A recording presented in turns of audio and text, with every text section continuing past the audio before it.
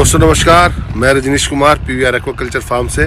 कैसी है मेरी पीवीआर एक्वा फैमिली? होप सब स्वस्थ है और मस्त हैं। सब सेल्स में बिजी हैं, ठंड आ गई है, अच्छा प्राइस मिल रहा है। दोस्तों इस वीडियो के माध्यम से मैं आज आपको बताना चाहूँगा बैग फीडिंग के बारे में। पहले मैं आपको दिखा देता हूँ। आप देख रहे होंगे मैंने ड्रम्स लगाए हुए हैं, एक एज से दूसरी एज की तरफ पूरा बांधा हुआ है। तकरीबन 13-14 बड़े ड्रम्स हैं और 8 छोटे ड्रम्स लगाए हुए हैं, और बीच में आप देख पा रहे होंगे बैग्स हैंग हैं।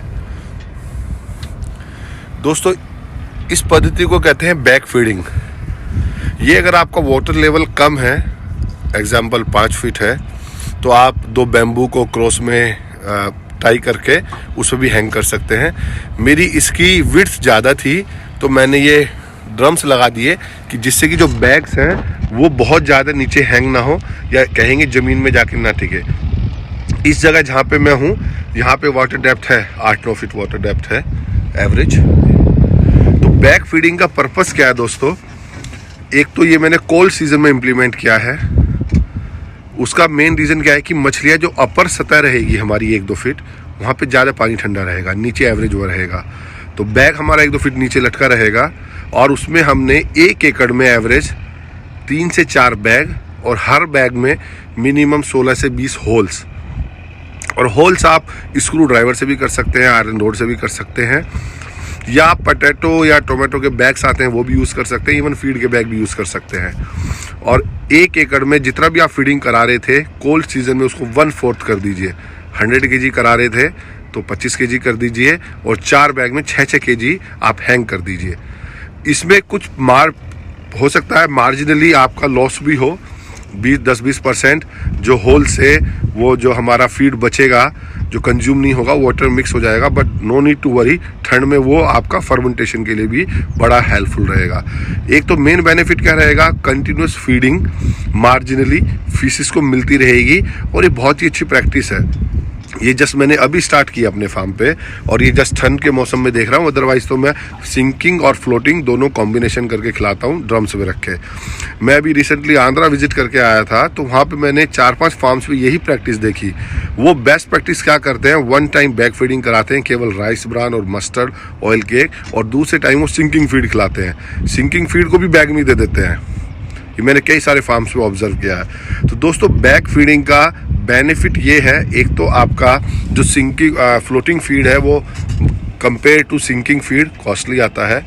अगर आपकी अच्छी कंपनी का सिंकिंग फीड है तो आप उसे बैग में यूज़ करके अपनी वाटर बॉडीज़ में यूज़ करेंगे तो आपको अच्छा रहेगा। और मैंने तो केवल स्पेशली ठंड के लिए एक one of the best management practice के तौर पे ये अप्लाई किया है बैग फीडिंग अपने फार्म पे। तो 1 एकड़ में 3 से 4 बैग आप हैंग करें। अगर 5 एकड़ का 1 ही पॉन्ड है तो 20 बैग हैंग करें। हर बैग में एवरेज 5 से 8 kg फीड रख दें, और आप उसको नेक्स्ट 3 to 4 आवर्स में चेक भी करें एक बार।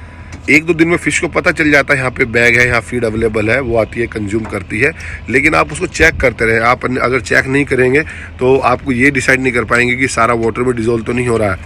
होल्स बहुत ज़्यादा बड़े नहीं करें, लेकिन ये अपने फिश का साइज भी हमें पता होना चाहिए। अगर फिश आपकी 400-500 ग्राम की है तो आपको कितने mm का होल करना है, क्योंकि अगर आपने ज़्यादा बड़ा होल कर दिया तो सारा फीड पानी में वेस्ट हो जाएगा, पानी में मिक्स हो जाएगा। जो सिंकिंग फीड है उसकी वाटर होल्डिंग कैपेसिटी बोलें, या कहेंगे वाटर सोल्यूबिलिटी बोलें, या उसका वाटर डिसइंटीग्रेशन टाइम बोलें कि जितनी देर में पानी में घुलेगा। एवरेज कंपनियों का वो 30 मिनट होता है।